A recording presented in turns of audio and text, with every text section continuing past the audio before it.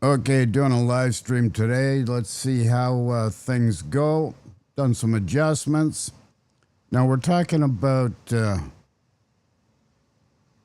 conservative influencers here. So my first conservative influencer on my hit list. Imagine that, a hit list, right? Don't call me the Don. It's going to be Moose on the Loose. Take it away, Moose. So here we are. Moose on the Loose.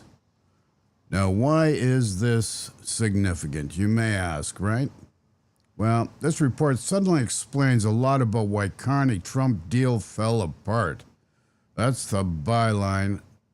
14 hours ago, posted this video, 87.6 thousand views. Some guys say, I'm guessing the top three countries the U.S. didn't want Canada making deals with were China, China, China. Oh, brilliant response from the followers.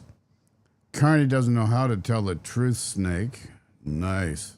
Carney's assets are all in the U.S. What a hypocrite. Printing money to benefit everyone outside of Canada, not Canadians. Now, this is significant because this is going to come up, and this is a point I'm bringing up in this video here. He says printing money to benefit everyone outside of Canada, not Canadians. My major issue with the general public and everybody in particular is nobody understands how money is actually created in a sovereign nation. They think they do. They're led to believe all sorts of different things, whether it's after birth from their parents or whatever other influences in their life, education, etc., etc. So Canada is a very real threat to national security in North America. U.S. should be very nervous of our current government and their policies. Man, you got to love these conspiracy theories, and they get ramped up by these conservative influencers. And I've got one way of putting it very, very succinctly, and that ignorance is a bliss. Damn, you might vilify me for that, but I just don't care. So here we go. Let's go to my other screen so you can see it in a living color. Hopefully the stream's going okay. So far, so good. Okay, so here we got Moose. He's got a lovely smile. He's got a moose right underneath him. He's got a nice layout on screen. He's got Doug Ford here. Now, I got to tell you something. Doug Ford is not on my Christmas list. Never will be on my Christmas list. I did meet his brother a number of times. His brother was a good politician if you wanted a tree removed from the front of your house. Full stop. That was it. Meanwhile, Doug Ford has been riding on his brother's coattails, has no clue what he's doing, but he's had multiple majority governments. Goes to show you how much people really know. So let's see what these guys have to say here.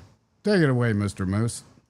To love Trump, not anymore. I just want to point this one out. Marty up north posting this. He wants everyone to go down with the ship. He's going to print money like we've never seen before. I predict Carney will rack up $1 trillion in new debt during his tenure as PM. I think gonna print money. That's the biggest boondoggle of the conservatives. Printing money, printing money, printing money. Where does money come from, Moose? Do you know where money comes from?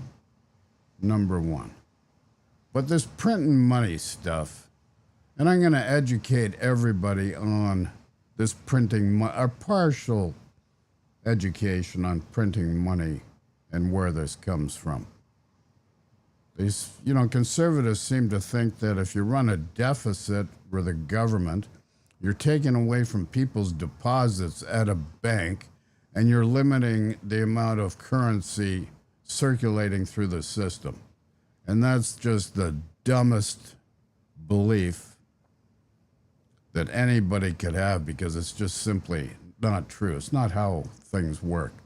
But let's see what Moose has to say. I think that's pretty accurate. And then this guy here, Sam, posting this graph, which is just shocking. Every G7 country hit the brakes on money printing except Canada. So it says monthly M2 money supply in.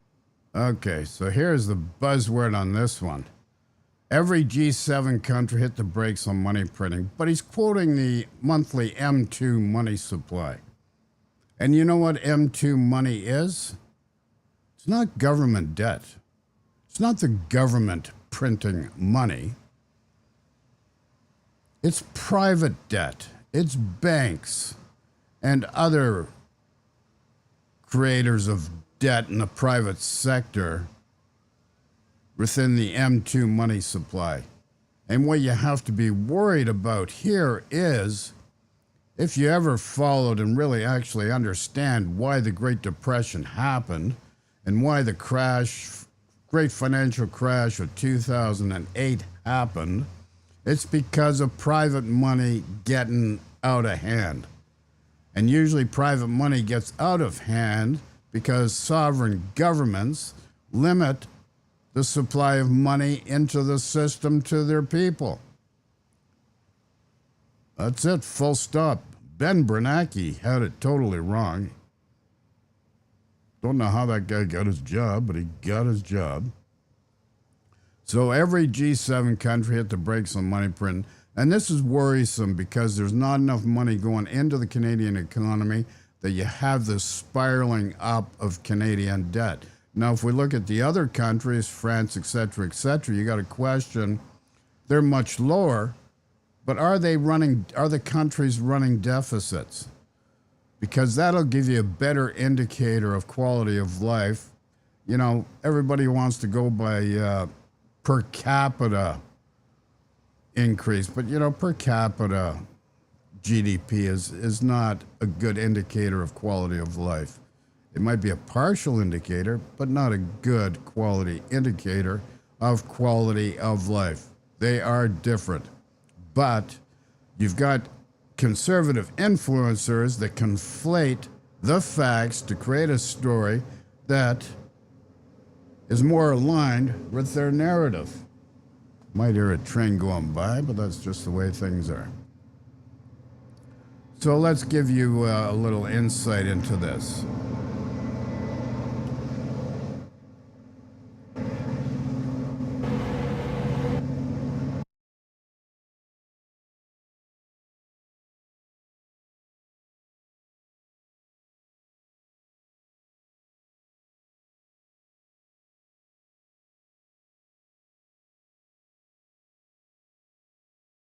Okay, so what I've done for everybody, put it in a simple term, I got AI. I used AI. You got to be careful how you use AI. Everybody thinks AI is the gospel. It's going to change your life. You got Elon Musk saying AI will make everybody rich. And if you really take Elon Musk at face value on that statement, you're in for a rude awakening down the road. Because he took a friggin' hacksaw, not a hacksaw, a buzzsaw, a chainsaw to Doge, actually saved only 0.06% as far as waste goes within the civil service, managed to ruin probably 500,000 lives, and done irreparable harm to the American economy. Full stop. But nonetheless, we give our power away to these rich people that we think are smart. Time to wake up, folks. So here I asked AI, just so you can see for yourself. In Canada, the M2 money supply is a broad measure of the money circulating in the economy.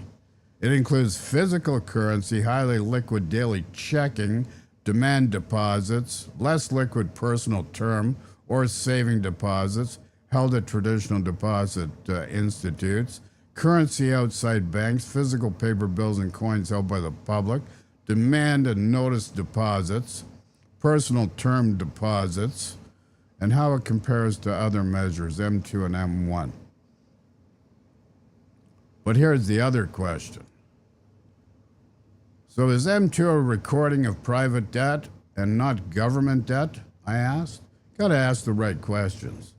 And based on linguistic modeling, which is LLM, and maybe tokens, maybe it's a more advanced AI, so they use tokens, so it's a subset of three. with subsets of those three to create probabilities and potentialities. So we use this to find out, but we got to ask the right questions. So it states here, M2 is a measure of the money supply, not a direct recording of total debt. However, because commercial bank deposits, which make up most of M2, did you hear that? Let me repeat this for you again, because this is very, very important. However, because commercial bank deposits, which make up most of M2, is what I mean about private debt, are created through private bank lending. M2 heavily reflects liabilities generated by the private sector, alongside central bank base money. It does not record government debt. Do I need to emphasize this anymore? It does not record government debt.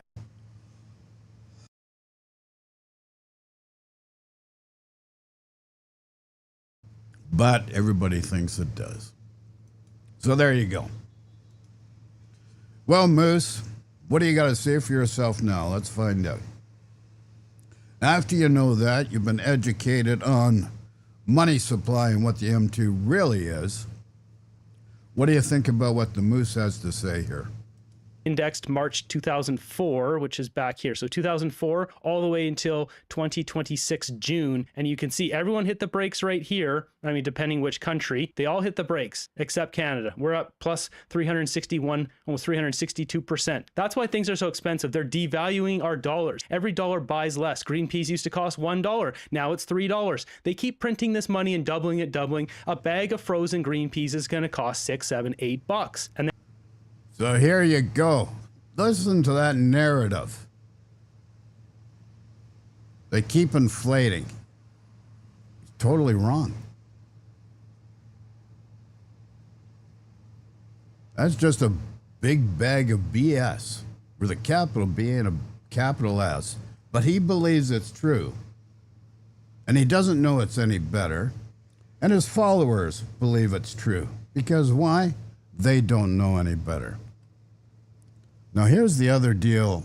Here's the other thing that you have to look at. Got a dry throat, folks. This came out 15 hours ago. Got 88,000 views. Now, for every view, multiply by a factor of 10, so that reaches probably about 880,000, almost 1 million people. So you're influencing 1 million people and teaching them and programming them to be financially illiterate. And what is illiterate? I hope I don't need to explain that. That means you just have no understanding of what is going on. Just like Donald Trump is a functioning illiterate. This may be hard for you to wrap your head around, but Donald Trump is a functioning illiterate, does not understand cause and effect, and you just have to go by his actions and behaviors to actually have what I'm stating resonate. Because pulling a guy out of Venezuela to take their oil, bombing the crap out of Iran because you're going to steal their oil, sending a private oil drill up to Greenland so you can start stealing oil from Greenland. Trump pulls out all the stops because he is a functioning illiterate. Now, if you understand he's part of the Epstein class and why the Epstein class is being suffocated, the results, because you don't know the half of what's going on there. But Jeffrey Epstein understood,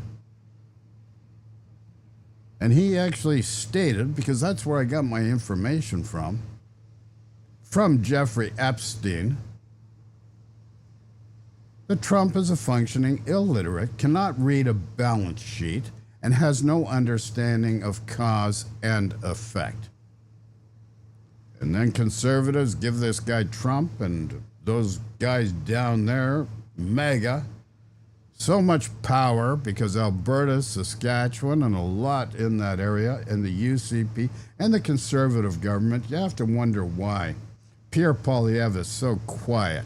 He has a seat in Alberta, but he doesn't even know how money works. So if you're counting on him to fix things for you, you're making a big mistake, like huge mistake. So here we got the Moose. Let's see if the Moose has anything more to say. And you're going to see riots and civil war in the streets because people can't afford anything. They can't afford food. They can't afford nothing. What's going to happen? They're going to go after the politicians. They're going to go after the police or the next door neighbor. Anyone who pisses them off, anyone who thinks is getting in their way or is the problem, it's going to turn into anarchy. I don't know if that's going to be in the next month, the next 6 months, and next year. Probably not. Probably a couple years. This is how they're educating their followers. Holy crap. Are you kidding me? Well, usually Moose is the #1 guy for conspiracy theories. He does a wonderful whiteboard on that, and it's just a mind map that's a cluster muck that's just going to confuse you more. It really is irrelevant in the bigger picture of things, but people don't understand that. They follow these narratives. They lap it up because, they really don't understand how programming works. This guy, Putin, really understood how programming works. So he took that roadmap of how he's programmed his constituents in the Russian nation, actually applied that to Midwest America, and now maybe you can understand why Iowa, Wisconsin, and all throughout the Midwest, the Dakotas, why you have this populist MAGA movement getting so much traction. Nonetheless, 26% of their population are also functioning illiterates. And then if Trump has 30% of the nation's population voting, then you understand where the supports come from. It's a class of illiterates following an illiterate, unabashedly, without any reservation whatsoever.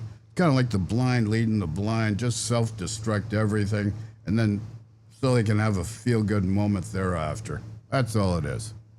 So let's see, who else do we have here? Here we got a new one. This guy I never seen before, but he just came up on my radar. 21 hours ago, he had 7,200 views. So for every 10, there's 72,000. Vesper Digital. Now, finally, he found out. Here's the new conspiracy theory. Finally found out. From Brookfield CEO, money, not climate.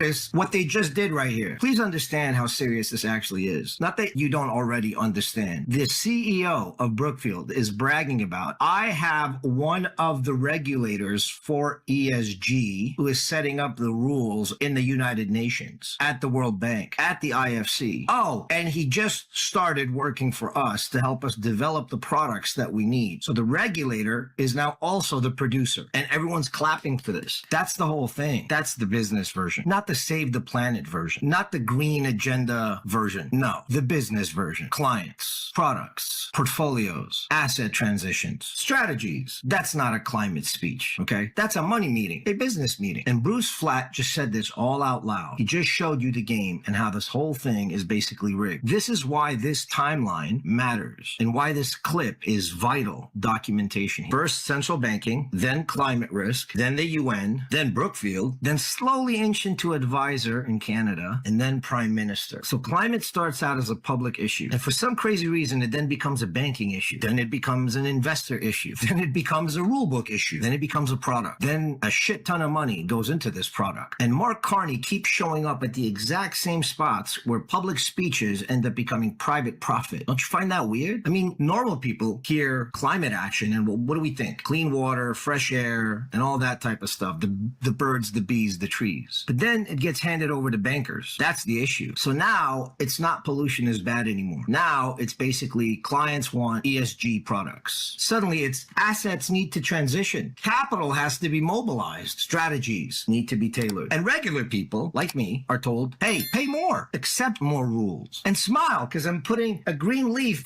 on a brochure. See, we're saving the planet. I'm trying to strip away the cute branding bullshit that all these people are putting on everything. I want to get rid of all the investing language, the stakeholder language, the sustainability language, all the fancy language that people who are too ambitious for their own good use for financial opportunity. Big clients want this, big money is moving.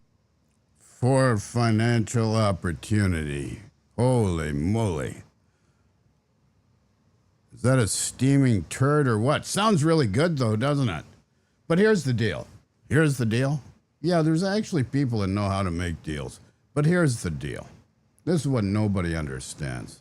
China has dramatically changed how they do energy. And their renewables, and they're at the leading edge of renewables worldwide, incorporating them and actually using them. That's why they don't have an issue because of the Strait of Hormuz being closed, because of their investment in renewables. And the renewable factor is going to be a great positive factor for whoever leads in that department going forward, because energy is GDP. And if you understand that climate change can actually cause a problem with GDP because of dirty oil getting out of control. You see, climate change really needs to be dealt with by every country all together at once. But we do not have continuity of thought, continuity of administration. Look at America. Every 4 years they change. And guess what? It's a coin toss depending what they're going to do. If they're going to be good stewards of the free world that they had the privilege of being bestowed upon them after the Second World War, or if they're going to be rogue renegades like they are now under Trump, trying to seize as much as they can for their own pursuit. As a matter of fact, they had the nerve to say to Canada, you deal with who we want you to deal with, you do trade with who we want you to do trade with, and you listen to us. And this is going to be part of our new trade deal. You going to accept that? That's absolutely nuts. Trump has invested wholeheartedly or full-fledged into fossil fuels. China's the other way. You got to understand how China's becoming the world power now and how they're going to continue leapfrogging the United States because of the choices that have been made in the present and going forward. So here this guy's trying to conflate renewables, Brookfield. Yeah, Carney had the privilege. You know, Carney was a bank governor for Canada and the UK. What do you think? He's going to get hired by Metro Superstores or supermarkets or Walgreens or Walmart? Come on. Like, be realistic. This guy's not being realistic. So Brookfield, which is probably the biggest corporation in Canada for the most part, in the top 5, who do they hire? They hire somebody that knows what they're doing to help with the direction of the chief executive officer, which is Bruce Flatto, or Flat, whatever his name is, that this guy's opining about. And he's just creating this other story, which just resonates with the conservative base that has no idea about what's really going on, because they don't listen. And they do listen. That's the problem. They do listen. They listen to opinion conflated as facts, and they don't know the facts, so they're misdirected for the most part. Not totally, but for the most part. So who do we have next on our hit list here? There's the moose. We've done the moose. There we go, Josh. What's this 61,000 views since yesterday. The Elevate report. So that means he's got a reach of 610,000. See what he's got to say. Negotiations have collapsed. Mark Carney has pulled out, has told his negotiators to come back to Ottawa, and they are going to move forward without a deal. The Americans have now placed 50% tariffs on a select amount of goods, and Mark Carney says he's going to go dollar for dollar tariffs back on them. But of course, that's not where you're tuning in this morning. You know that news. You know what's going on. But you're tuning in to understand why. What in God's name is going on? There's a lot of finger pointing happening at the moment. The Americans say one thing, Canadians say another, and we want to know what is happening. And conservative influencers say another thing. What caused the deal to fall through? I know many of you who have been very jaded by what's been taking place, jaded by what this government's been doing the past year and a half, but as well as what this Liberal Party's been doing for the past 10 years. You know what's been going on. The basic conservative fallback, the trope, the tripe and the trope. This Liberal, last 10 years of the Liberals. Folks, just wake up. It's been going on since 1970. There's many different governments that are at fault here. Many political stripes, just like a zebra. It's got many different stripes on its body. What we're experiencing now is not a result of the last 10 years. It's a result of the last 56 years. Okay? So wake up. Don't buy into this friggin' crap. Oh, it's the last Liberal years. It's a waste of time discussing that. Just a waste. And don't believe it. Because it's not true.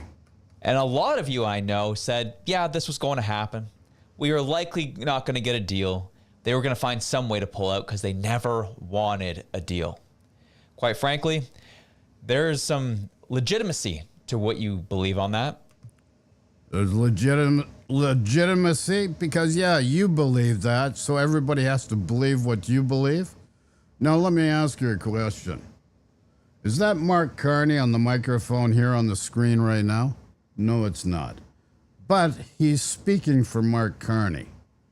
Is that right? No, it's not. He has no idea what Mark Carney's thinking, what the strategy is by the government, but he thinks he does. And that's what's really dangerous here. Like all of us, even myself. I don't know what the heck Mark Carney's thinking. I have to take what I've seen, what I've heard, and I've got to be able to synthesize and filter that into something that is within my understanding and perspective and create a narrative based on that. And that's why we have different opinions.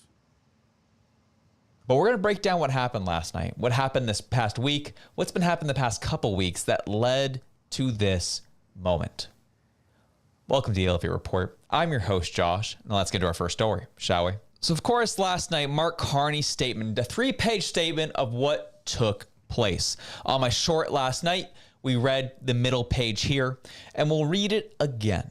It says, in recent weeks, we made important progress toward improving Canada's position as having the best deal in the world with the U.S. However, that progress has not been enough to meet our objectives for Canadians. As a result, this evening, I've decided to suspend trade negotiations with the U.S. and have directed Canada's negotiators to return to Ottawa. They have worked hard in good faith to defend the interests of Canadians throughout these negotiations and up until the very last minute. However, last-minute changes in the U.S. proposed terms were unfair, uneconomic, and called into question the reliability of any deal. At midnight tonight, the U.S. intends to impose a 50% tariff on roughly $28 billion of Canadian goods. Canada will match these tariffs dollar for dollar to protect our workers and businesses. In the coming days, the government will introduce additional measures to support Canadian workers and businesses, building on the nearly $25 billion in support provided over the past 18 months. I know many of you read that and see that as a slap in the face. I know many of you who are in those industries, who watch this show, who see that as a slap in the face. We don't want your money. We want to be able to do business. And so naturally, there's a lot of frustration. There's frustration directed at Mark Carney and the Liberal government, and I'm sure there's also some frustration directed at Donald Trump and the United States. But Mark Carney was the first person to come out and talk, and this was the statement he gave. America came out with unfair terms that we just simply couldn't agree to. So Mark Carney said, Jameson Greer, the United States Trade Representative, said this. Now, you have to understand, Jameson Greer is actually a respectable trade lawyer. That's where he comes from. But you have to also understand is he has a client, and this is how lawyers deal, and they have to keep their client happy. His client is Trump. So whatever Trump wants, Greer's going to support. And so everything that comes from Greer has been filtered through because of Trump. Now, an interesting factor at play here, which you don't hear about, is that Howard Lutnick got involved in the negotiations at the 11th hour, wanted to change things dramatically, which upended the apple cart totally, which caused the two parties to go different ways. And Howard Lutnick and Jameson Greer do not agree, because that's what goes on behind the scenes from anyone in the know. But Howard Lutnick is an opportunist. As a matter of fact, he paid Congress $5 million so that he would not have to be further investigated by the Epstein fiasco. That's why you don't hear anything more about Howard Lutnick and the Epstein Department of Justice portfolio. Because Howard Lutnick paid $5 million cash to put it to sleep when it comes to Howard Lutnick. But you never hear about Bill Blair, that used to be the Attorney General in the first term under Trump, who actually, in the Epstein class revelations, witnessed a rape by one of these Epstein class people. He actually witnessed a rape, and he was the Attorney General, and he protected Donald Trump until the end, which he couldn't. So there you go. Let's go back to the video. Tonight, Canada declined to finalize a trade deal under the terms agreed earlier this week. Despite the U.S. offer to Canada to receive the best treatment of any major exporter to our market, new demands and walkbacks of other commitments by Canada have upended the careful balance reached in the past days. In addition, Canada is continuing to maintain its prolonged retaliation against the United States, including, among other things, flat-out prohibitions on certain American goods and services. For decades, Canada has enjoyed the most favorable access to the U.S. market of any country, and from the beginning of President Trump's trade program, Canada has continued to enjoy. But here's what they're not telling you. This is what you don't be told. I got to go back to grammar school and redo that one. Okay, so Canada has enjoyed the most favorable access to the U.S. market of any country, and from the beginning of Trump's trade program, Canada has continued to enjoy the best treatment in the world. But here's the thing you don't understand. This administration in the United States, in every dealing with every trade matter with every country, except for Russia, can you imagine that? Except for with Russia.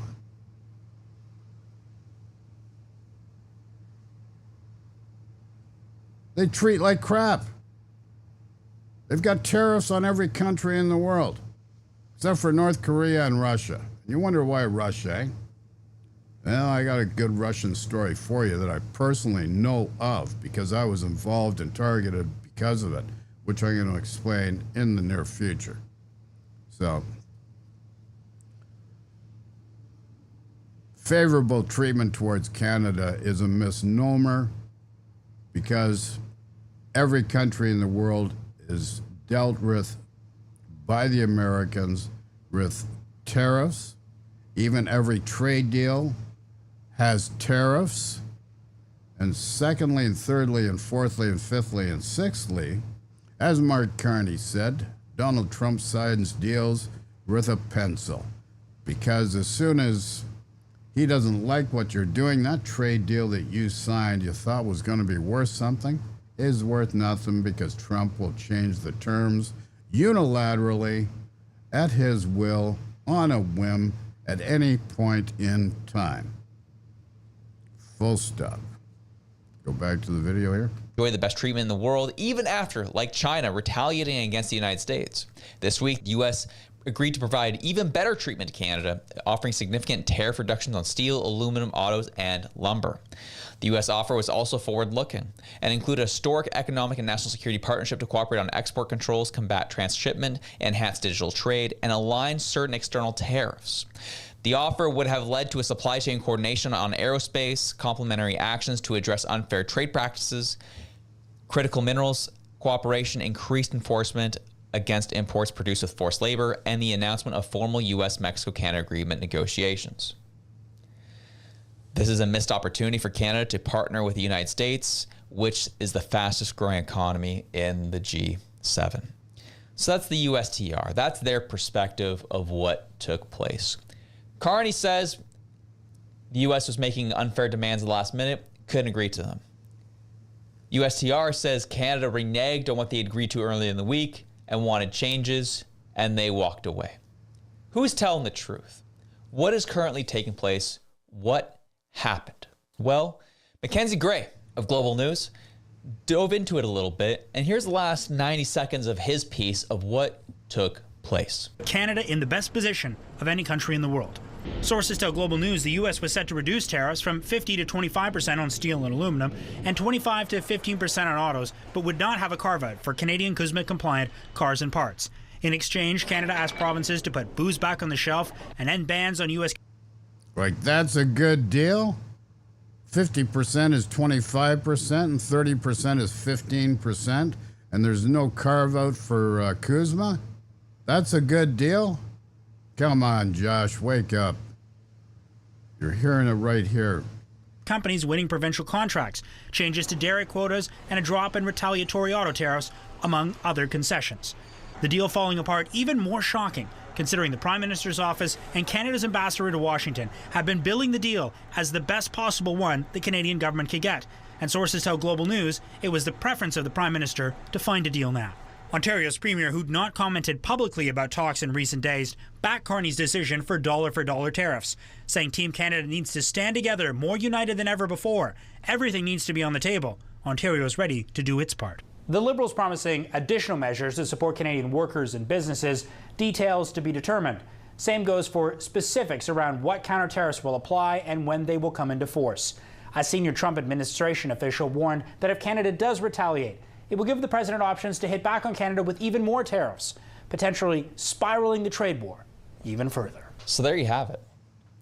It seemed like we were very close to a deal. The problem is, as talks were progressing, industry experts were weighing in and seeing that even with the terms that they were going to be agreeing to, it wasn't going to provide any meaningful relief to those core industries.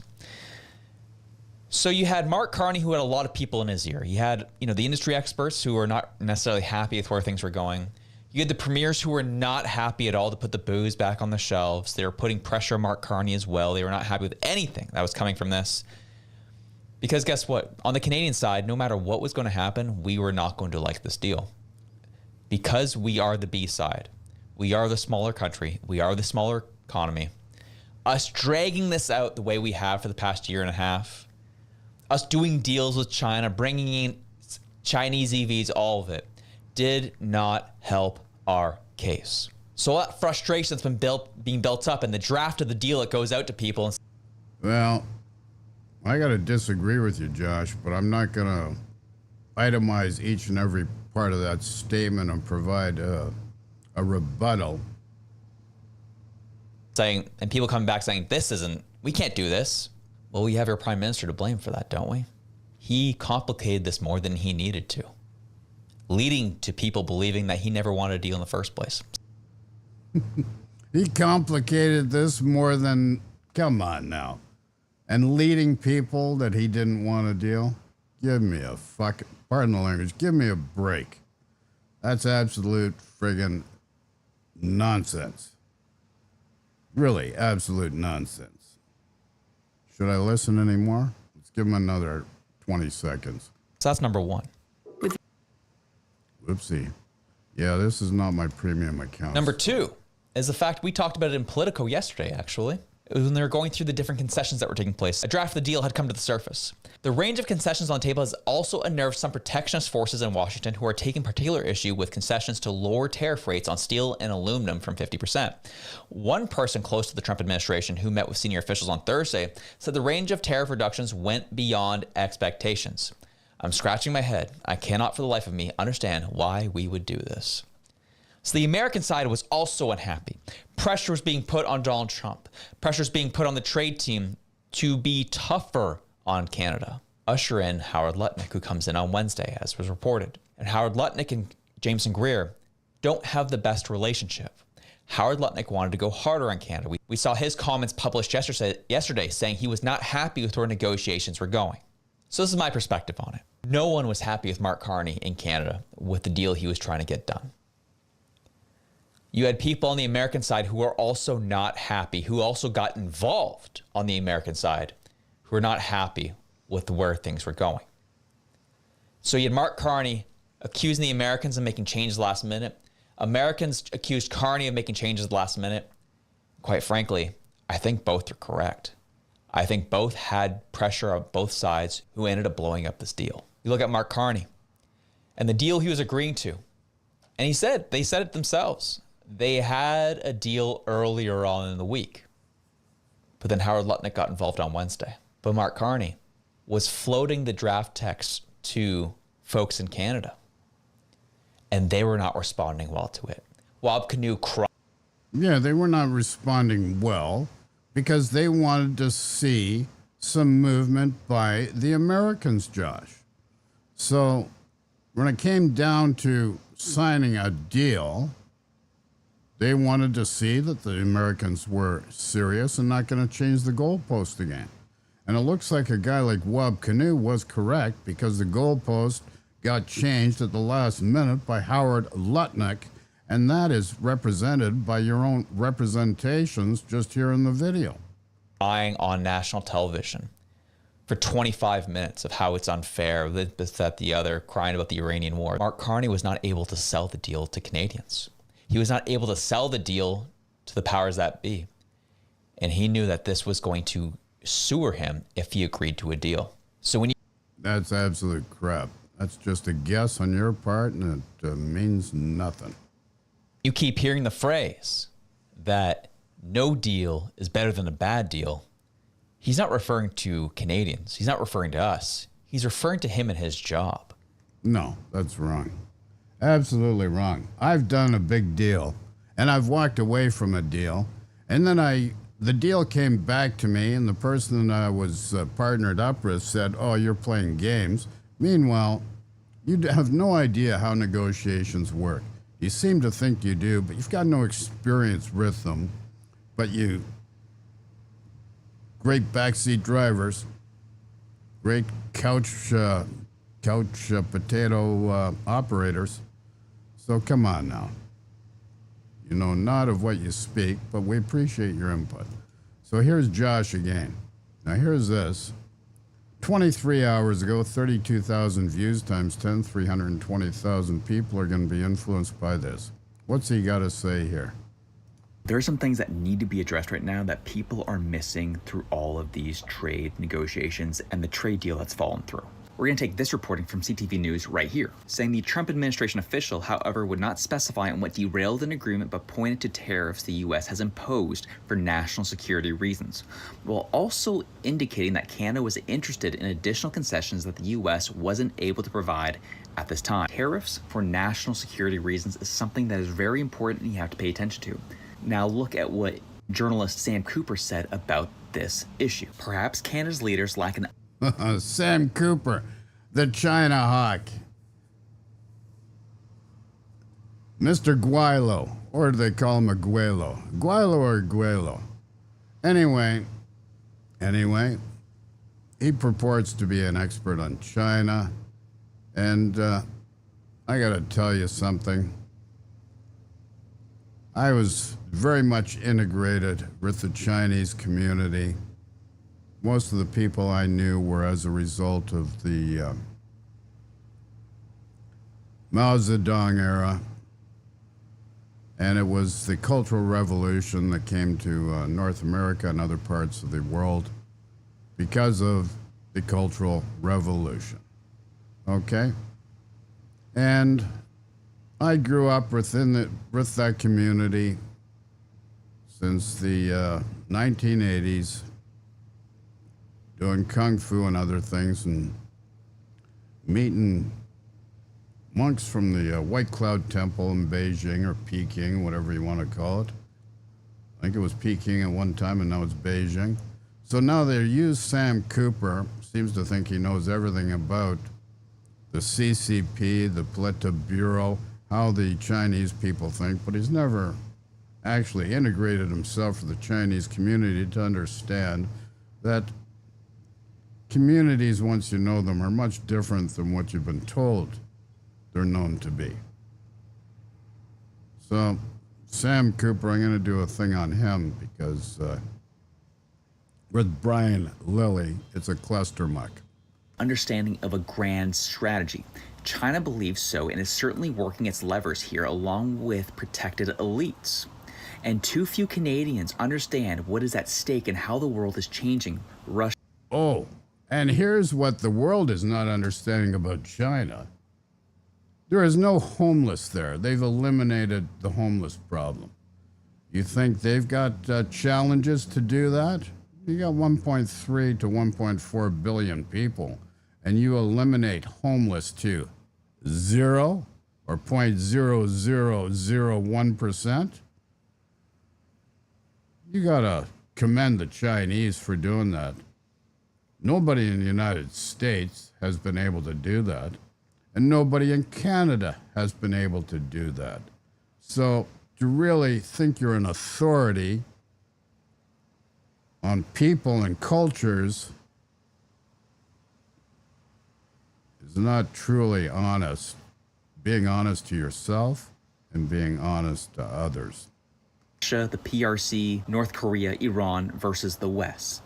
Thus, a grand bargain is elusive. As we as Canadians have been really focused on the economic side of the tariffs and how this means for industries, these tariff talks have had a lot to do with national security and China. And our leaders in Canada seem to not recognize that and realize that. Because look at what Senator from Ohio, Bernie Moreno, said in response to Mark Carney's post, saying, in this statement, Mark Carney lays out exactly why the deal with Canada collapsed. Canada's economy only exists by stealing American jobs. Carney is also right that America has changed. We no longer have a president that sells out American workers. Good luck with China. Obviously, there's some very pointed language there, but look at what the senator said. Not pointed language, it's utter friggin' stupidity. The fact that now you can actually rely more on a deal with China and their word than you can with the Americans is a travesty. And it's a travesty to the free world. We allowed America to lead us, and look what's happened. It's a shame. Refers back to China and how close we've been with them.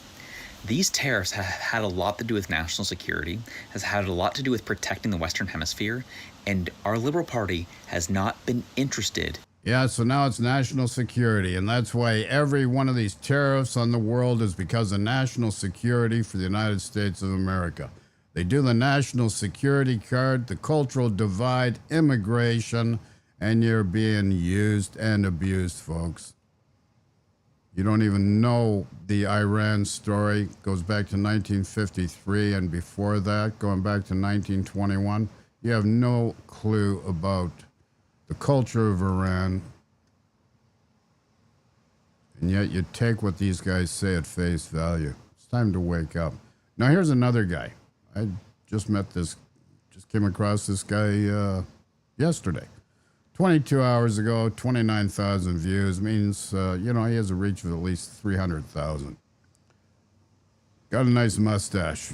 Gotta give him a one up for the mustache. Mustache. Spencer Gatton. Take it away, Spencer. What do you got to tell us here, buddy? Because in Mark Carney's speech today, he specifically said we were attacked. They're trying to hurt us. He actually, guys, how I always say in my videos, like, they're trying to hurt us. He actually said they're trying to hurt us, which is so funny. But also, he specifically said we were attacked and we are at war. Direct words. And Canada does a lot of business with China. They do, and they continue to retaliate. And after. We don't do a lot of business with China. We do some business with China. Oh, and here's another thing that you should be aware of.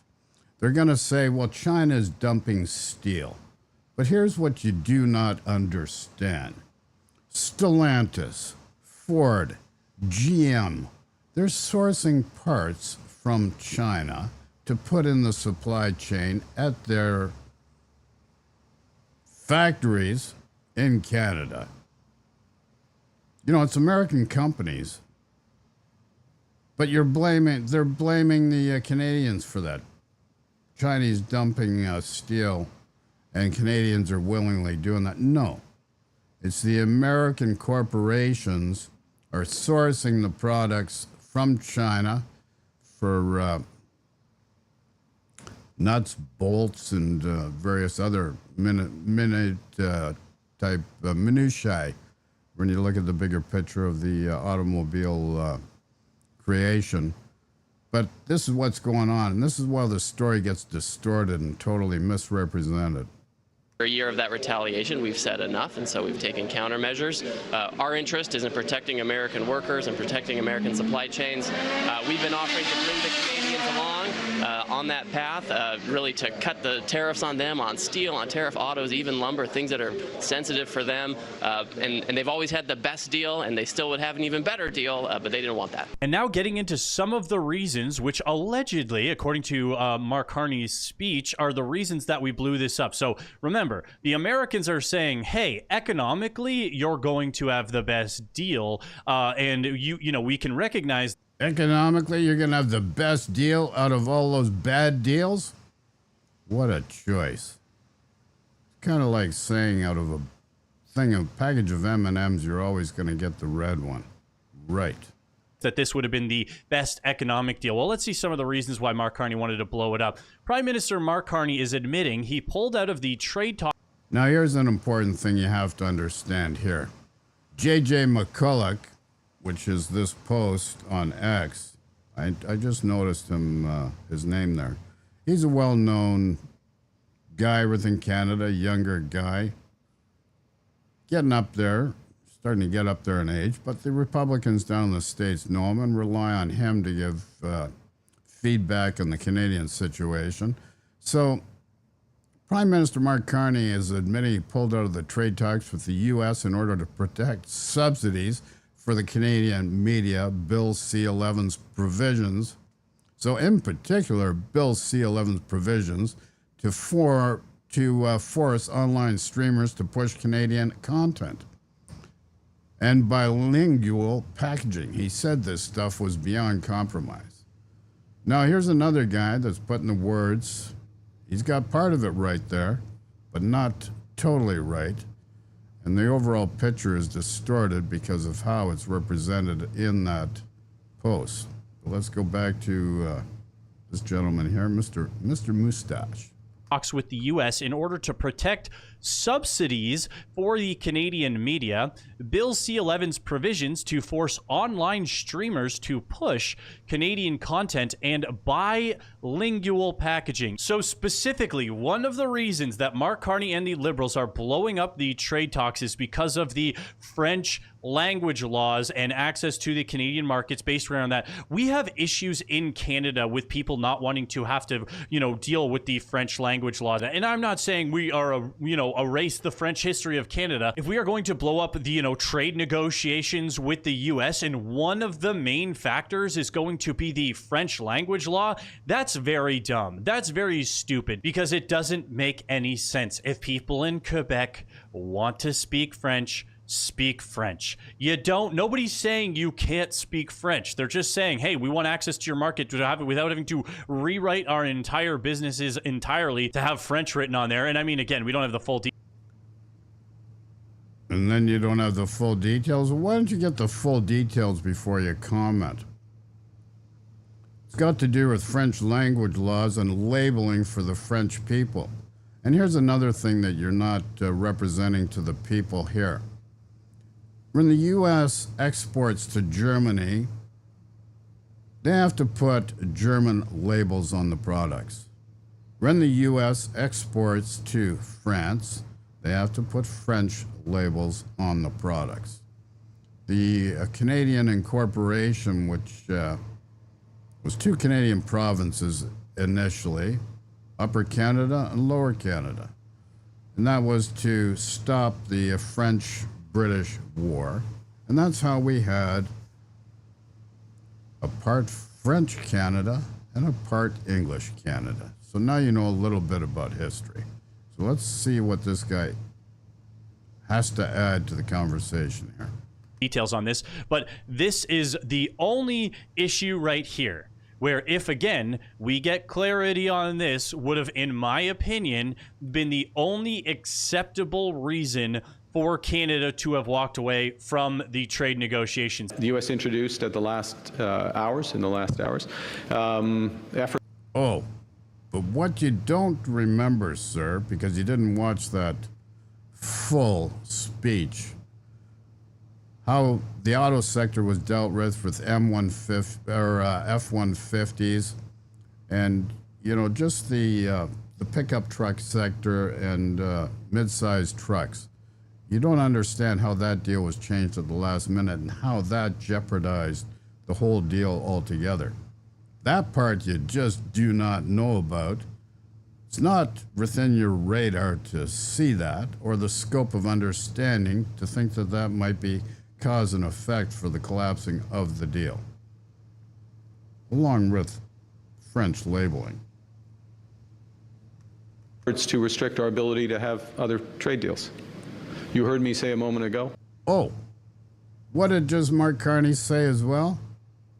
The Americans want to restrict how Canada does its trade deals. Canada has to do trade deals that follow the terms of the American president. Canada just cannot unilaterally make trade deals with foreign entities that do not align with the wishes of the American president. That was one of the conditions. Do you think that's a fair condition there, sir? Does anybody think that's a fair condition? The fact that we have to align with what the Americans are doing, otherwise that's a no-no and we get penalized for it and we get punished for it? I don't think so. What we've accomplished in the last year, 20 new deals, economic and security partnerships, the prospect of doubling our market access because we believe in free trade. We're the partner of choice in many respects for countries around the world, and the Americans wanted to restrict that. They had language that they wanted to restrict that. Yikes.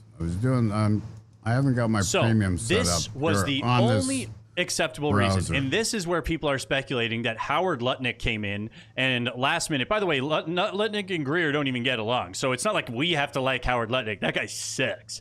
However, this is where people are speculating. He came in and said, okay, fine, you're finally willing to agree to this. You're going to get the best trade deal inside of the U.S. Well, we are going to restrict who you can trade with outside of the U.S., in which case I agree that should not be something Canada should ever agree to because, yes, I want to deal with the U.S., but I also want Canada to expand trade as much as we possibly can. I want the best for Canada. I don't want us to be limited that we can only trade with the U.S. I love Fortress North America. I want us to build the strongest economic zone in the world, but building Fortress North America also means we have to have trade deals with other countries. Like you still need that to exist. So if it's going to limit Canada's access to other markets on who we could trade with, that is a big deal and something I wouldn't stand up for. But the funny thing is, this comment he basically only said in passing, he specifically mentioned like the cultural laws, the language laws, like the French speaking, all that stuff. He mentioned that like 4 or 5 times. This he mentioned like once in passing. The language laws, the French stuff, that seemed to be honestly the takeaway from this. Like it didn't even seem like the autos and the tariffs were a big deal. It specifically seems like he's blowing this up because of the French language laws, which once again is a big issue. And you're creating the French language law to create a cultural divide within Canada as the major issue. I'm going to tell you, mid-sized trucks was a deal breaker. Limiting who Canada can deal with trade matters and other foreign affairs is a limiting factor. Inside of Canada for Canadian businesses. Why do you think we have so many interprovincial trade barriers in Canada? The Bill C-11, all that stuff. And one of those stupid comments that he makes, and I think it's in this next clip here. If it's not, we can talk about it. But he said specifically, oh, you know, they actually have a trade surplus when you think about all the media they send over and the movies in Hollywood. Well, guess what? Canada doesn't create those things. So if we don't have the production on our side, then we can't say, oh, well, you know, we watch all of your movies. Then we need to make movies. But you don't get to just limit American movies, you know, crack down on the consumer. This is the thing. The consumer is suffering. Now, here's this guy conflating a fact, because when you look at the overall trade picture, nobody's taken into account in a trade deficit the services sector. And this is what Carney's pointing out. Service sector, like Google, Alphabet, Facebook. You know, Facebook really needs to be regulated, buddy. X, Twitter, it needs to be regulated. That free speech is not free speech. It's algorithms being manipulated to a free speech that conforms to Elon Musk's version of free speech. Otherwise, it doesn't exist. The most in a lot of this, but why people are sharing this clip around is a lot of people are taking this as like an odd, you know, somewhat of a light threat here around the oil and gas. Another prominent justification for U.S. tariffs has been their claim that since the United States runs, quote, a trade deficit with Canada, we were ripping them off. Also a quote. But the U.S.'s narrow merchandise trade deficit only exists because the U.S. buys so much of its energy from Canada. Canada fuels American growth, supplying 99% of their natural gas imports, 85% of their electricity imports, 60% of their crude oil imports. I don't think they want us to stop sending any of that energy. I don't think they want us to stop sending any of that energy. And so that's the part that people are taking as vaguely threatening around that, because of course the elbows up, like all of those people are already just cheering on, stick it to the Americans, you know, export tariffs on potash, don't even send them oil and gas, like just the absolute worst brain dead takes. But here's how we ended up in that position. This is from Dennis Molinaro. The problem Canada has now is what I pointed to last year. When you fan nationalist flames for political gain, you get a Frankenstein problem you cannot control. That's assuming, of course, they didn't intend to create one, which is the whole anti-American sentiment. Hold on. Who's the biggest Frankenstein? The United States of America. They're clubbing everyone they can. Tariffs are a form of economic warfare. They're doing it to every country around the world except for Russia. Russia gets a pass for everything. Sanctioning whoever they want, when they want. But here's the problem, and this is a fact that this gentleman here is failing to understand. And what he's failing to understand is the Bretton Woods Agreement of 1944, where the Americans were allowed the privilege of creating the financial system that we have in place since 1944. Now, one of the things you have to understand is for trade, John Maynard Keynes wanted to use a Bancor currency for trade deficits and set that up totally different for any trade positives or any trade negatives. would have been a Bancor system, which is outside of the reserve currency of the American dollar, which is very, very important, because if you understand that the British rule Britannica fell apart because the same thing happened. When you're the reserve currency and you have trade deficits, you're going to devalue or increase value of your currency to make your manufacturing not competitive on a world scale. Instead, you end up moving to a financial services sector.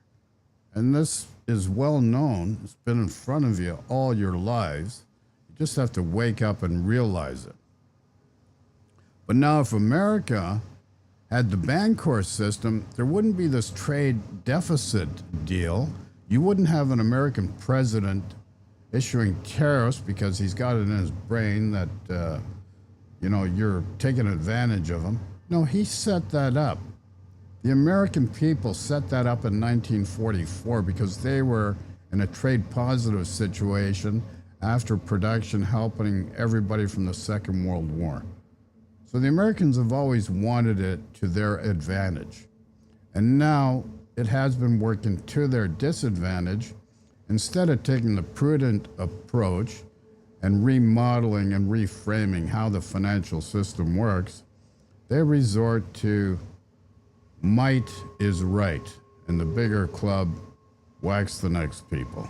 So let's see if this guy can add more to the conversation that helps your understanding. Stick it to America, full rupture, severance, everything, boycott, anti-American sentiment is created this Frankenstein where now people are cheering on the destruction of Canada just to stick it to the U.S. And Eric said this here, liberals in Canada are so happy right now. This is their dream. They get to live the F out while Canadians affected by 50% tariffs will wonder how to feed themselves. Really? You really think people think like that? You want people to think like that, right? I understand fully. So let's look at something here. Okay, so he mentioned about the culture, French language situation. So I watched the speech. So I had to question, really, what was said.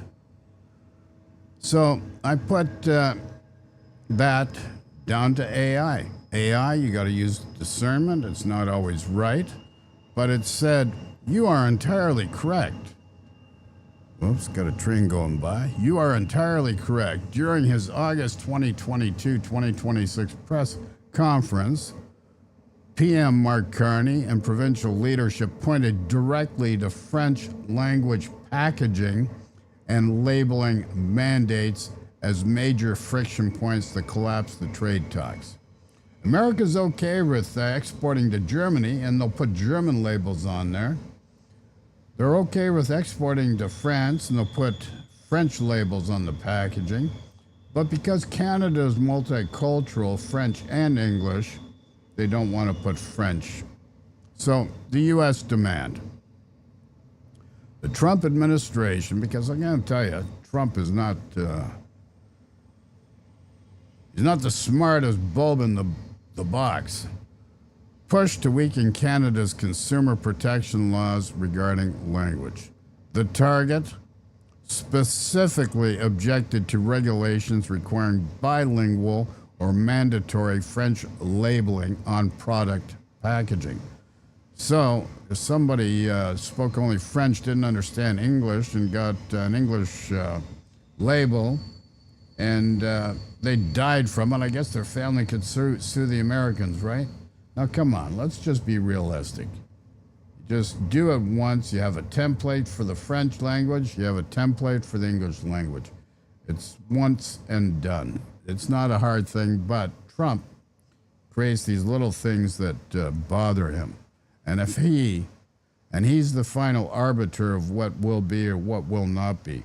You've never seen it before like this in American history, where one man micromanages to the point that nobody can do anything without his say, yay or nay.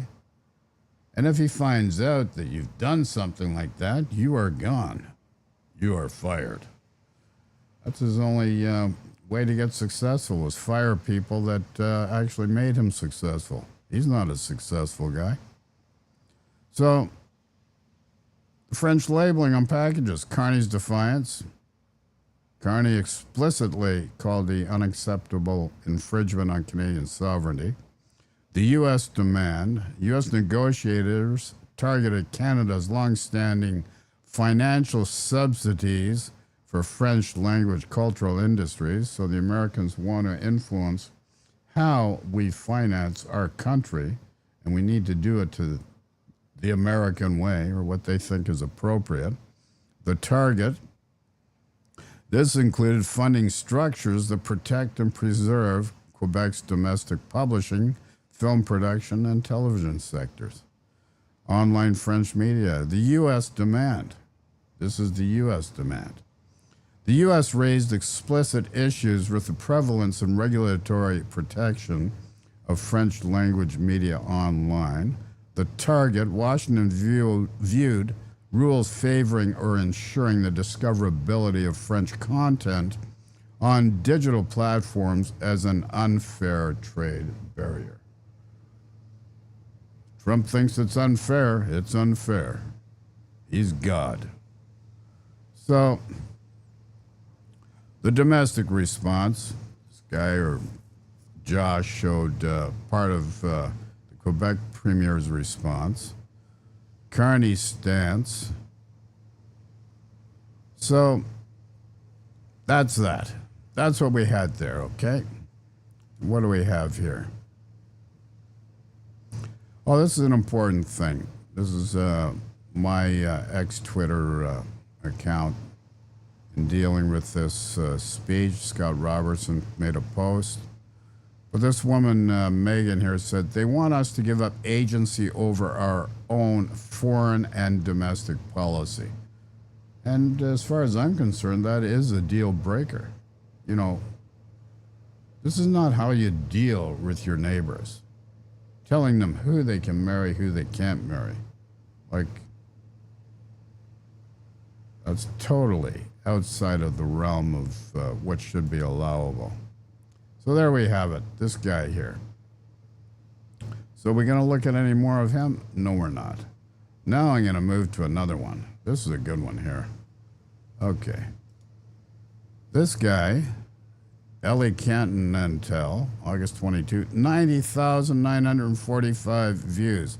So he's reaching almost 1 million people. Almost 1 million people, basically 910,000. So for every one you reach to 10, 910,000. Can you believe that? And he's got this woman here. Her name is Georgianne Burke, Canadian-American political strategist, senior vice president of the Pathway Group. I've seen her on I think CTV and a few other, to give a conservative viewpoint. But you have to understand, where's this woman coming from? Well, I'll give you an idea where this woman's coming from. Her story on CPAC 7 years ago. 7 years ago, and guess what? Let's find out. Let's find out. It's only 4 minutes and 23 seconds. I'm Georgianne Burke. I'm a dual citizen of Canada and the United States, and I'm an unabashed supporter of Donald Trump. I first came to Canada in 1987. I'm just going to get some water and I'll be right back, okay? I was working for a company in Buffalo, New York, and they transferred me to do marketing in Toronto. I found that culturally, Canada is quite different from the United States in many, many ways. And actually, I joke now that I've picked up so much of the Canadian outlook. I'm more polite than I used to be when I came here. And actually, politically, that kind of affected my attitude with U.S. politics, because I see the kind of harsh side of U.S. politics as compared to Canadian politics. When I came to Canada, the first party that I connected with was the NDP. And most people who know me are totally surprised by that. But the reason is that in the United States, I was a very left-wing Democrat. And I had always admired Ed Broadbent from the U.S. He was at the time the leader of the NDP, and felt like that was going to be my philosophical and political. I actually came about it late. I was a Marco Rubio supporter, which would be no surprise to anyone who actually knows me, because he's more in my ballpark than Trump would appear to be. But why I support him is I support him for probably the reasons that people don't like him. He's very straightforward. What you see is what you get. Does he exaggerate? Yeah, he does. Does he sometimes say things that aren't correct? Yes, he does. He does that. But I'm going to tell you that is true of every politician. The only difference is that he is scrutinized to a degree that I've never seen before. Thank you, Mr. President. We love you. Being a Trump supporter in Canadian politics is a challenge, and in Canadian society, even a bigger challenge. They, first of all, are shocked that I'm a Trump supporter because I don't fit the profile. I'm not wearing a plaid coat, carrying a gun. I'm not a white male. So they're having a hard time computing that I could possibly be a Trump supporter. That's the image they have. And, by implication, they're attacking me as well when they say things like, he's stupid, he's a bigot, he's an anti-Semite, he's a homophobe, he's a racist. That implies that if I support him, I'm all those things as well. And I'm actually none of those things. And I believe that he is none of those things as well. Otherwise, I wouldn't be able to support him.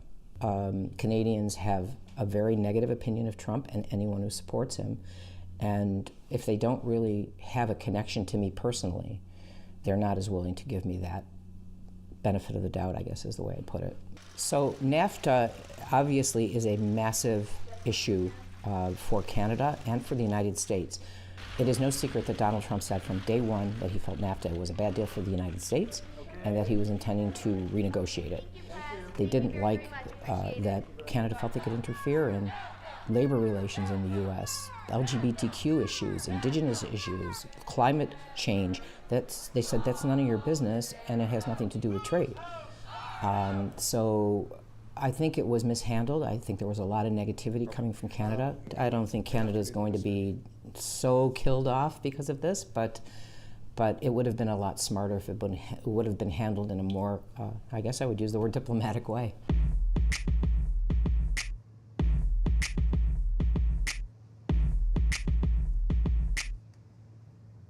Okay, so there you go. Now you see how that gal thinks. Now you see how the gal thinks. So what does she got to say? Oh, let's look at this guy's channel. So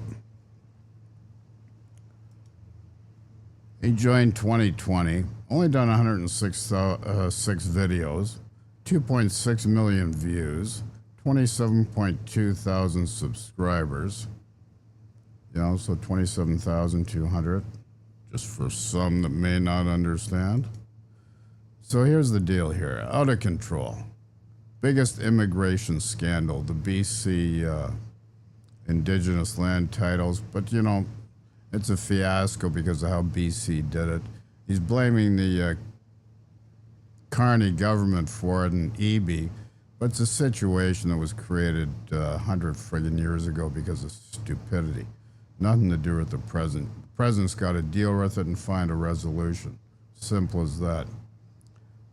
Carney declares Canada war. This is the one we're going to see here today. Canada in shock as classified report exposed a massive new immigration scandal. They love using the immigration card to separate Canadians. Beautiful. Mark Carney may never recover from this. Compare grocery prices in Canada to America. Right on. Okay, what's he got to say possible here? Barrier in the way to rather than saying, whoops. Yeah, I'm not. Okay, listen. Not we'll. I apologize. I'm not using my premium account, so these interruptions will come up. Sorry. I apologize. We'll go along with this. We'll find a way to protect American content and things like that. They didn't want to do that. I will tell you that I believe, and I'm saying this sincerely, and I've said it for a long time, and people laughed at me and waved their hand at me, but I have believed that Carney does not want this deal at all. And he has put up every possible barrier in the way to annoy the U.S. and to make it impossible to come up with a deal. Who's going to suffer for that? I don't actually think that the U.S. is going to suffer. Not, I mean, there are some industries that will be dislocated for a time. Oh, yeah? What about the last year and a half that Trump's been in power? 7 out of 12 months, negative job growth. So he really has not done wonderfully for the American economy, no matter what anybody thinks. If you think he's a rational human being like normal American presidents can be, you're totally wrong about that. And I got to tell you, I know a little bit about something about Donald Trump, and it goes back to 1990. 1990, when I was married to the youngest daughter of this Rosedale lawyer, I went to meet with Boris Yeltsin to figure out how they could launder money out of the Russian Empire. And this guy was a developer as well as lawyer and set up Trump with the Trump Tower in Panama, Trump Tower in Toronto, and a few other places. But, you know, it's a longer story than that, which I'll explain at some point in the near future. But the fact of the matter is, Trump's not a good businessman. He cannot read a balance sheet.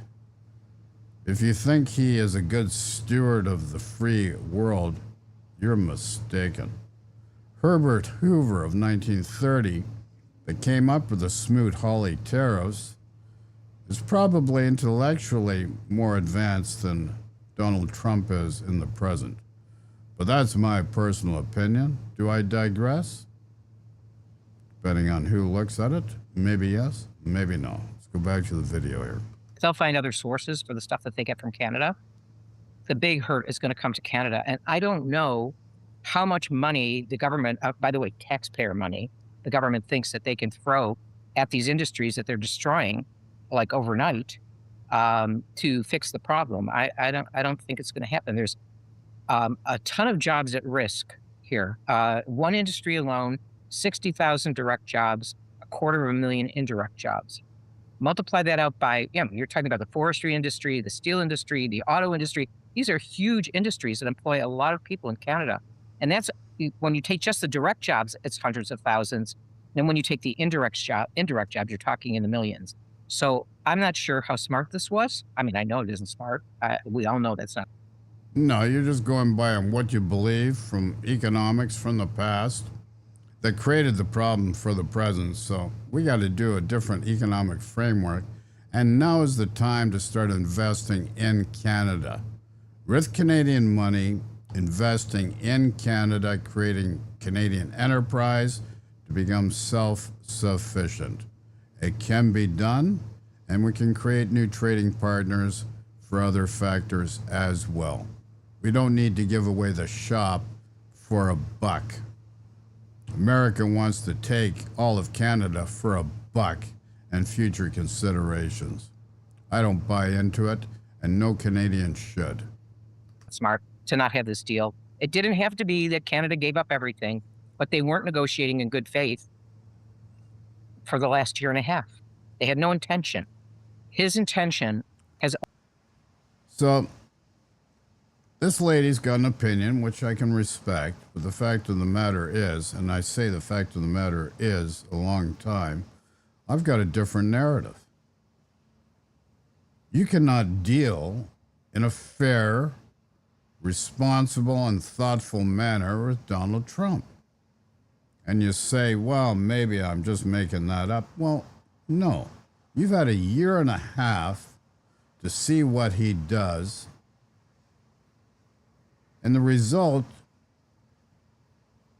should be measured by his actions and behaviors. Guy starts a war with Iran. Now, unbeknownst to you, he may not even, he's all his dealing, the war's on, the war is off. Maybe that's something he's just created. Maybe he's not even talking to the Iranians, because between him and the Jewish government of Israel have pretty well wiped out all the top people. The only other meetings have been with Jared Kushner and Steve Witkoff, two real estate investors, really bright people to do negotiations. Give me a break. And then furthermore, Trump says Ukraine cannot use the satellite system of Elon Musk anymore. Great. You're propping up Russia again. As a matter of fact, in the summer, you got 500,000 eggs. Yeah, eggs that you use for making an egg sandwich from Russia. Never thought to think because of your avian flu problem to get them from Canada, did you? Why would you get them from Russia? Like, come on now. Wake up. This is friggin' utter nonsense. Let's move on. Let's restructure Canada the way it should have been 100 years ago.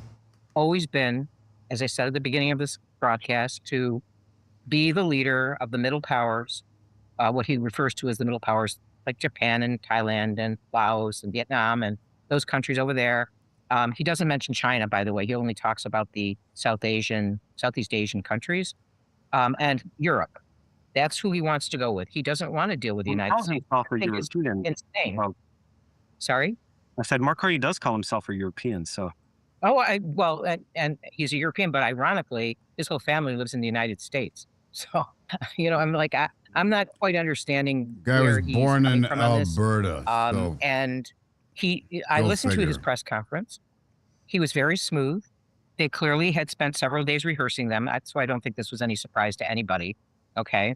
And he's given himself 2.5 weeks to get himself out of this in some way or make it look better for him. But he was very smooth in this press conference, but he lied and lied and lied throughout it. He actually made a statement that Canada is the top country economically in the G7. That is the most ridiculous, completely false statement that anybody could make. I mean, everyone has seen the graphs and charts showing where Canada is on productivity, on income, on manufacturing, on every metric that determines how strong you are. Canada's at best in the middle and in some places, in some things at the bottom. So that was a flat out lie. And the media doesn't ever call him out on it. That's the problem. I mean, there were some good questions, but mostly not so great.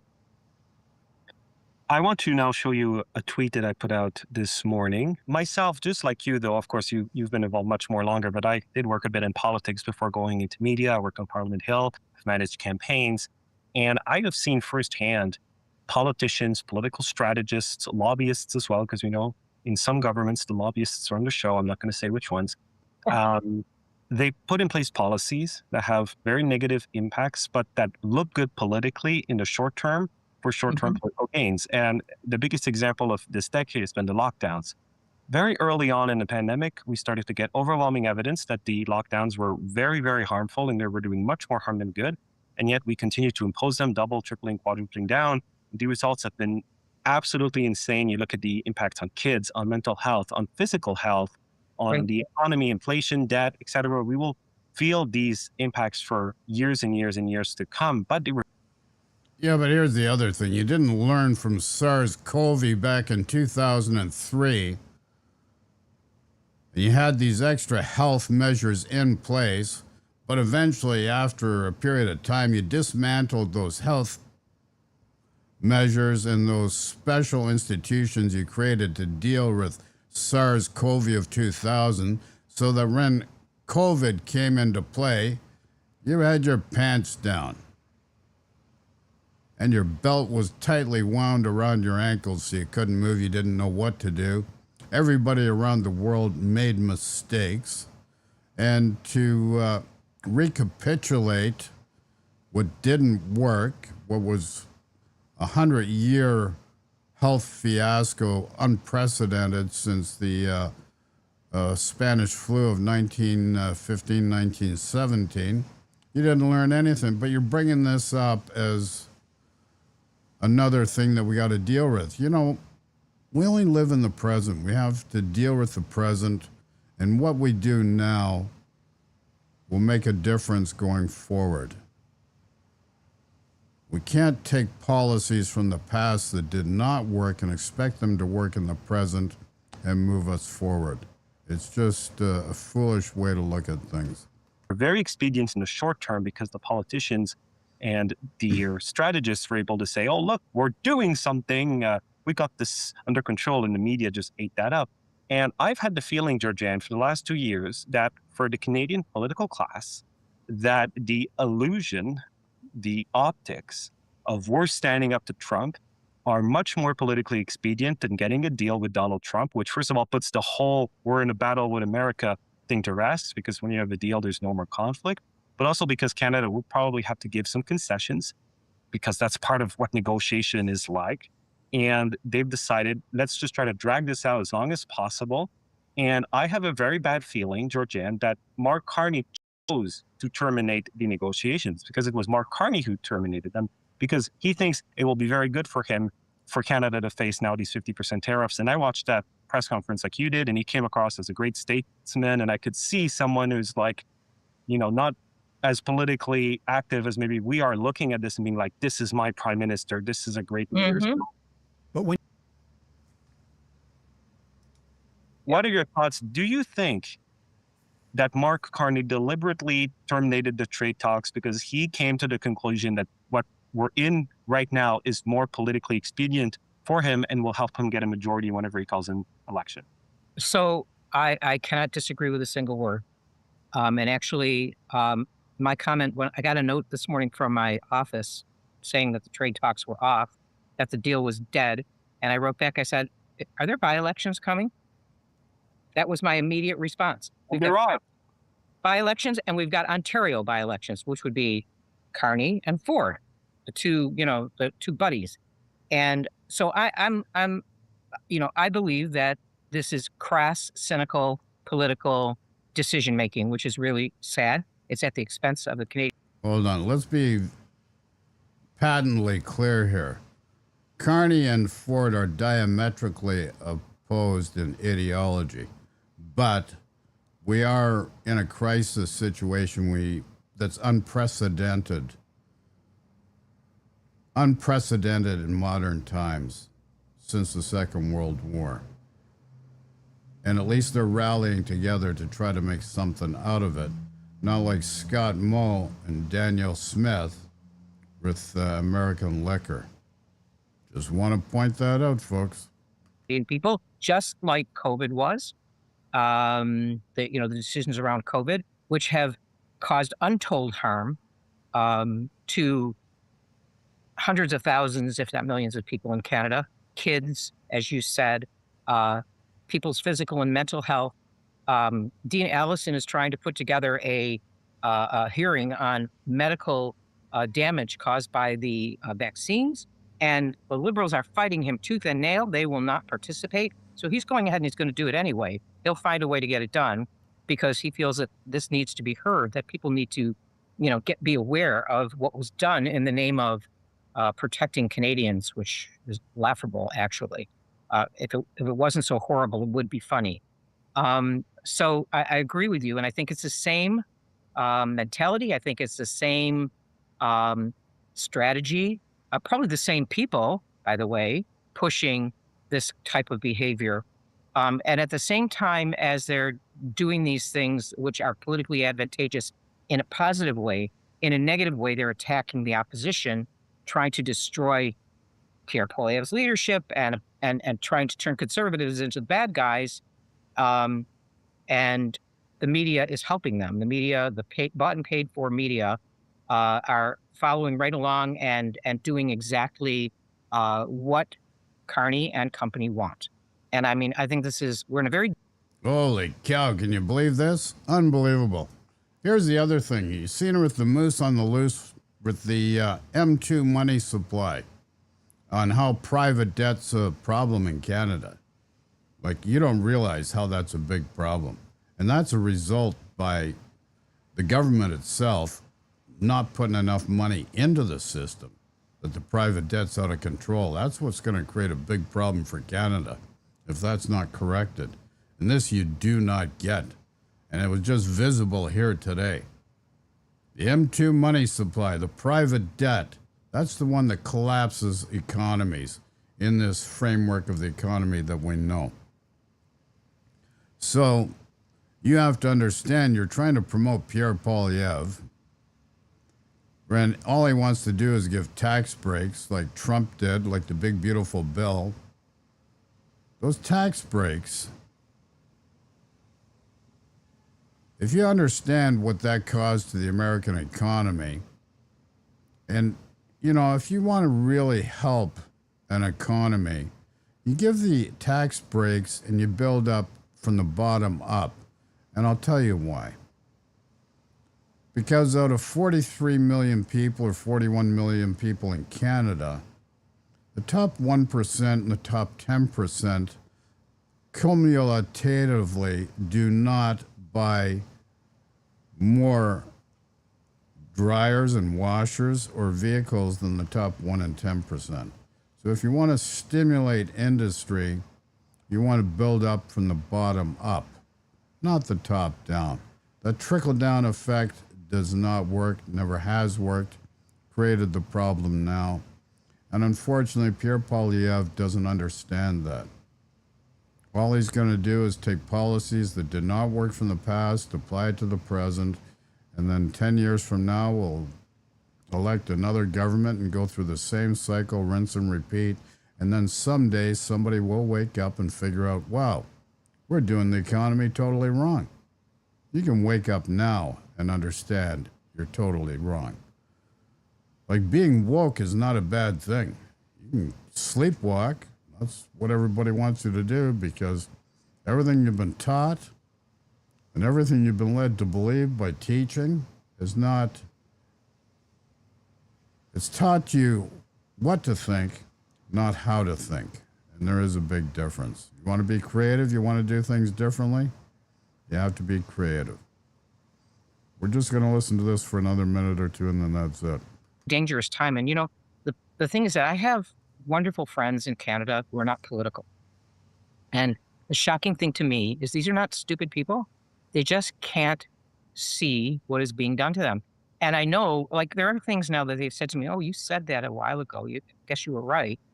But they haven't given in on what is happening now, which is going to be the really big problem for them, unless by September 8th, he comes up with something. And I wouldn't be surprised if he tries to come up with something that says, look how we won. I walked away and they had to come back and look what we got. I wouldn't be surprised at all if is what happens. And the only reason he would do it is if there's a political advantage to him to do it. It's not because... Interesting she brings that up, because I did mention it to you before. I had somebody that I was working with to buy, I was purchasing a hydrogen plant, huge hydrogen plant, and had to walk away from the deal because the terms were not as they should be in order to make the deal work. And then walked away from it. And then 2 weeks or a month later, the deal came back to me. And the person that I had been dealing with as a partner on this deal, because, and I had arranged the financing and everything else for it, they said, well, you're playing games. Like, what are you doing? Same thing she's talking about here. And this is just, the people do not understand negotiation and how things really work. They think they do, so they create these constructs and opinions and create constructs and opinions of what they think people are thinking in order to rationalize what has happened and also reconstruct it in such a way to deliver it to their base and their ideology in order for it to resonate for them and for the people that follow them. And so they create these belief systems. They're just constructs. They're created, and you really need to use your own discernment and filter and learn what is real and what's not real in a manner that benefits you and others. He really cares, which is a horrible thing to have to say about your prime minister. But, you know, they complain and they whine in Canada about Donald Trump putting America first, which is, by the way, his job. Okay. I don't know why they don't whine and complain about their own prime minister. No. Trump he says he puts America first. He puts himself first. You know how many trades a day he does? How much he capitalizes financially upon his tweets? As a matter of fact, he was selling a service. Can you believe that? The American president selling a service For $100,000, you can get access to my tweets so you can play the market and make money at the expense of everybody else. But you need $100,000 payable to Donald J. Trump. Not putting Canada first, although he says he is. All they have to do is look at the facts, the actual facts, not the made-up ones, and they would see Canada's economy is in a free fall. Businesses are leaving the country. People are unemployed. He talked about, he and Doug Ford both talked about employment numbers today. And I was like, what are you talking about?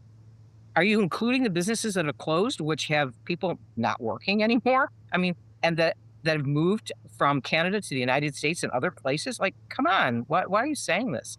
The only decent statement I heard today was from Danielle Smith. She managed to rise above all of the politics and say, we really need to get a deal here, which is basically what it came down to.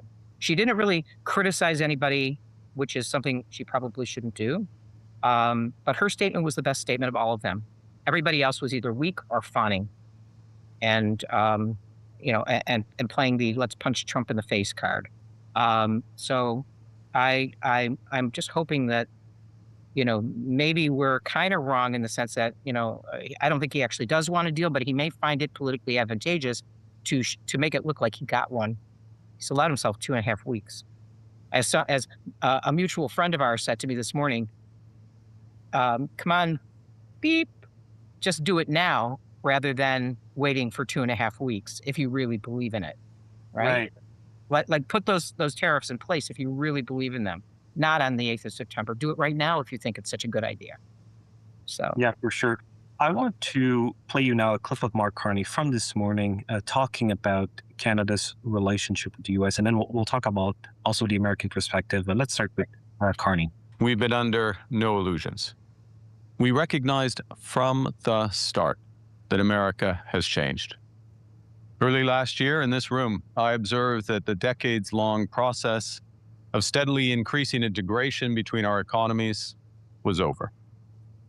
Our government understood before many that America would transform all of its commercial relationships, that it would put a series of tariffs on its closest allies and use economic integration as a weapon.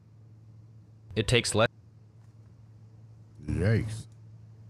We recognize that sometimes its signature was written in pencil. What he said there, this signature is written in pencil. And there is an argument out there being made by both people on the left, but also some conservatives that Trump can't be trusted because if we make a deal with him, he'll just rip it up in a few months and impose more tariffs, and that therefore... Yeah, but he did rip up the original North American free trade deal to get Kuzma.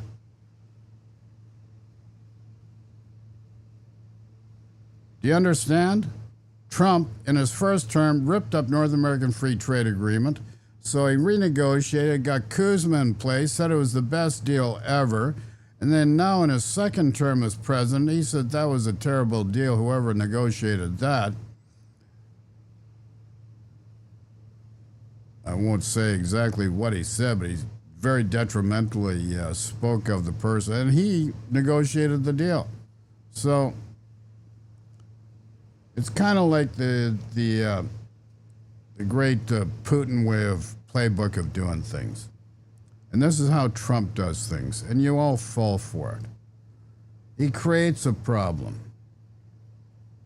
Then he creates a fix for the problem. So understand, this is the Putin playbook.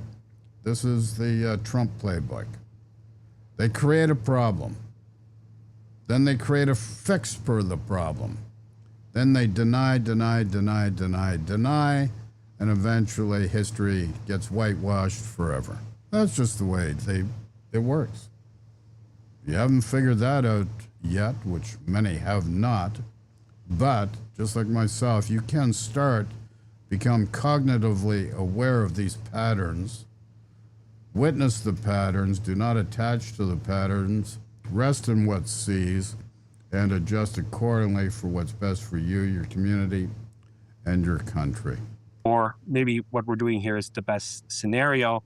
What do you say to this claim that the Trump administration, all the deals they do is on pencil because Trump is sporadic? Okay, well, so let's go back to his premise, which, by the way, is correct, that Trump was trying to change the dynamic of trade, not just with Canada, but around the world. He recognized that the U.S. was at a distinct disadvantage in many arenas on trade. They were used. He did the same thing, by the way, with NATO on defense. He understood that the U.S. was being used by countries to enrich themselves at the disadvantage to the American people, and he wasn't going to put up with it anymore because America first. Okay, so if you understand that that is true, okay, you get it. You know he's going to turn over the table on trade and make, say we have to do this a new way, rather than, insulting him, which is what they do. They don't actually deal with the issues. They just continue to insult him, call him names, call him a liar. They call him a pedophile. They call him all kinds of names that have nothing to do with anything. A well-known journalist referred to him as kind of a Russian plant, which is hilarious. Russian plant, hilarious? Give me a break. It's not hilarious. I witnessed the guy that put Donald Trump in a position of management contracts with the Trump Plaza Hotel, etc., etc. This was all done through Boris Yeltsin initially back in 1990. Eventually, they put Putin in power, and the only people that would bail out Trump because he's a bad businessman are the Russians. And that's why they hold a cudgel over Donald Trump. The Panama Papers were a result of this laundering money. Paradise Papers were a result of laundering this money. Pandora Papers were a result of laundering this money. A lot of European banks, Deutsche Bank, even the Royal Bank of Scotland, various other entities. I know the guy that engineered everything for also that money laundering and the setup for it. He was benefiting to the tune of 97 billion Canadian dollars a month, not a year. $97 billion Canadian in a month, as was recorded in the minutes of the Duma of the Russian parliament. Those minutes have been whitewashed, no doubt, no longer exist. But Panama, they were laundering money for the Colombian and Mexican drug cartels. Various businesses and entities through Toronto were set up and used to help launder that money. Various entities and operations and businesses in Europe and around the world were set up to launder those funds. It was just massive money laundering like you wouldn't believe. David Cameron got caught up in that crossfire because of that. He blamed it on his dad, but it was a lawyer who was a developer. That was my father-in-law. That brilliantly engineered this all from the get-go. Guy was a brilliant lawyer. But rather than actually deal with the issues, they prefer to get down in the dirt and be nasty and insult and poke the bear. And what all that has really done is created an atmosphere of distrust in their government, in the U.S. government. There are people in the trade world in the U.S. that, there are some people who are kind of running the show who don't really like Canada very much. Not the country, not the people, but the government. They don't like the way things have been handled, and they've been tough to deal with. And I would put in that category Lutnick and Navarro. I know how... Lutnick and Navarro? Come on. Like, you... reputable people, these guys would sell their mother-in-law out for a friggin' free lunch or dinner. And then Scott Bessent, what do you think those people are doing? They're manipulating financial markets. Like, U.S. is not doing very well with all these terrorists, ma'am. And you need to wake up and realize it, what's really going on. Publicly, they've been pretty clear how they feel. I don't think Jamieson Greer feels that way. I think he worked hard to try to get a deal. But, You can't start out, which is something, by the way, that was also said by Mark Carney a year and a half ago, that we're in a trade war. Well, we weren't in a trade war a year and a half ago, but they decided to turn everything that Trump did into. What do you mean we weren't in a trade war? All of a sudden, the Americans imposed trade parameters, tariffs. So come on, let's stop this nonsense. The only reason why we've got an issue with the United States to begin with was because of tariffs. Tariffs that were unilaterally placed upon Canada. Let's wake up. Okay, so now I pretty much had enough with this dialogue. Lady's a lovely lady. Young man's a great young man, but, you know, all they're supporting is the UCP, the conservative movement, MAGA North, MAGA South, and this is all it is. This is not going to benefit Canada whatsoever, and that's just the reality of things. So, people that have watched, greatly appreciate you watching. Love and peace to everybody, and there's a different way of doing things. You don't have to beat people up to get ahead. You can use benevolence, compassion, and abundance can be created. There is a different way. You just have to see it. It takes a step by being kind to yourself first. Take care. Talk to you all soon, and thanks for watching.